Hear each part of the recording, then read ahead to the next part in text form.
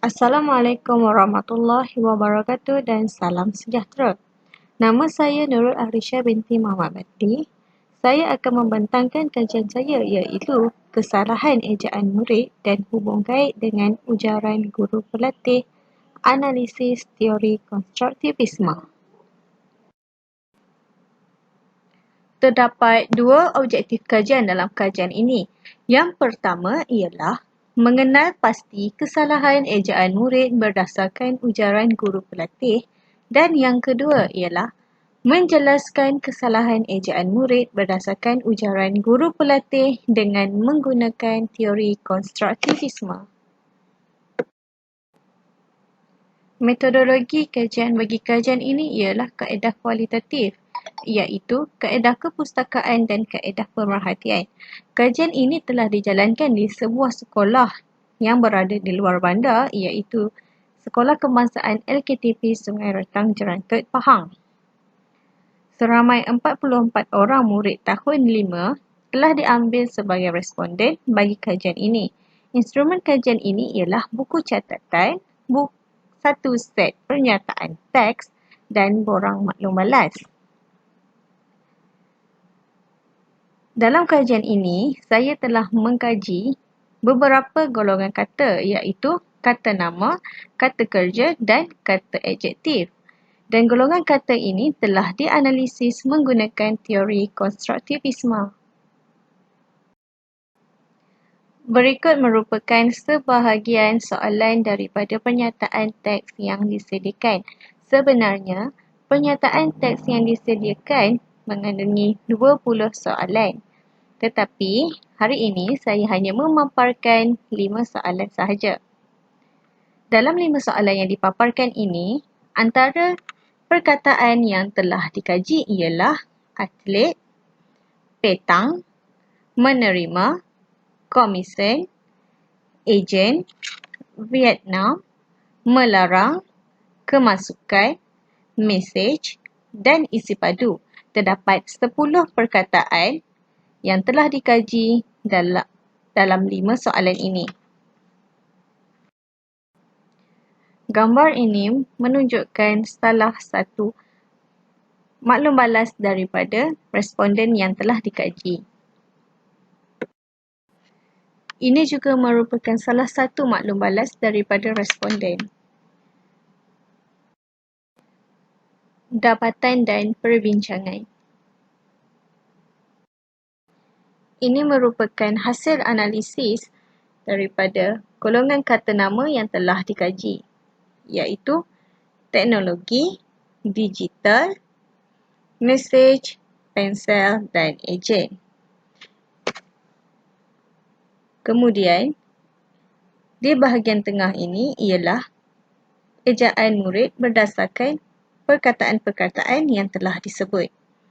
Dan bagi bahagian yang kanan ini ialah jumlah atau nombor giliran murid yang melakukan kesalahan ejaan.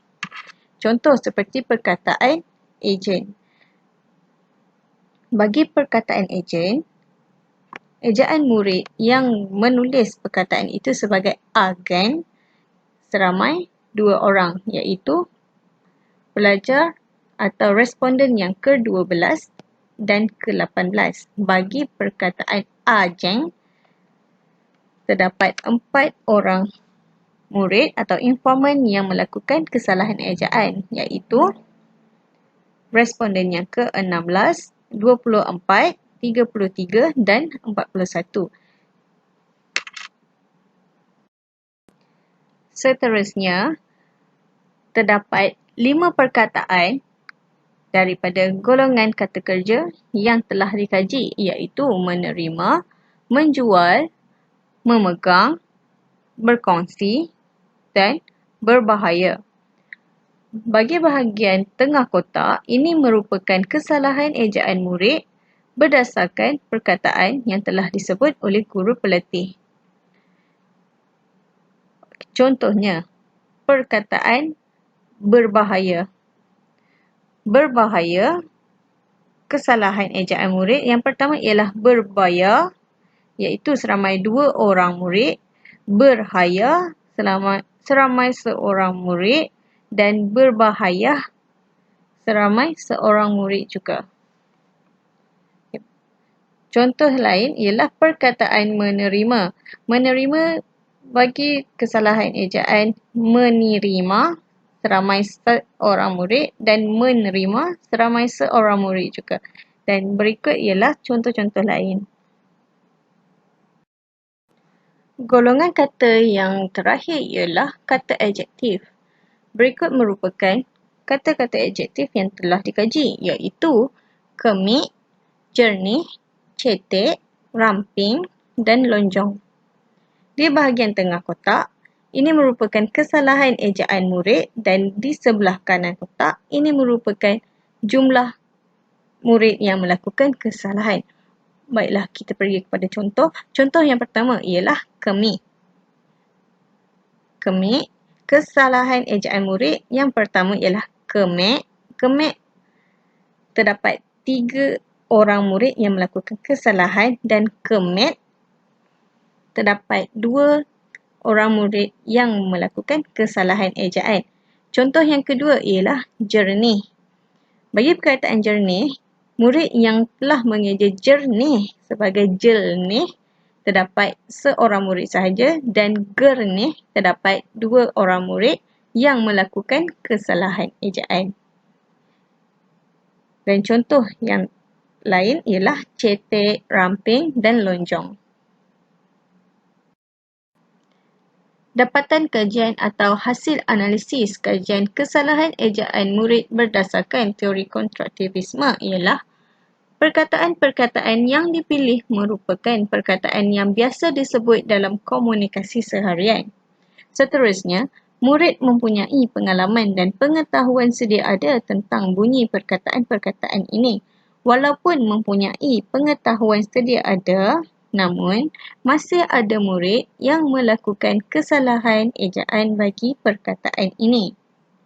Dalam kajian ini, murid mengeja mengikut pemahaman mereka dan mengaplikasikannya dalam tulisan walaupun guru pelatih telah menyebutnya dengan menggunakan bahasa baku.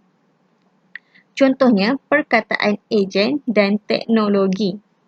Perkataan-perkataan ini merupakan pinjaman daripada bahasa Inggeris. Terdapat murid menyangka perkataan ini tidak mempunyai perbezaan ejaan dalam bahasa Inggeris dan bahasa Melayu. Oleh sebab itu, murid mengeja perkataan tersebut menurut ejaan bahasa Melayu, iaitu agen dan teknologi. Kesimpulannya, masih banyak kesalahan ejaan dilakukan oleh murid sekolah rendah walaupun sudah hampir 5 tahun bersekolah. Hal ini berlaku disebabkan faktor persekitaran, iaitu ujaran yang berbagai ragam daripada individu di sekelilingnya, faktor kekurangan pengetahuan tentang ilmu kebahasaan dan sebagainya. Oleh yang demikian, langkah yang sewajarnya dapat diambil oleh pihak tertentu bagi mengatasi masalah ini daripada berlanjutan. Itu sahaja pembentangan saya pada hari ini. Sekian, terima kasih.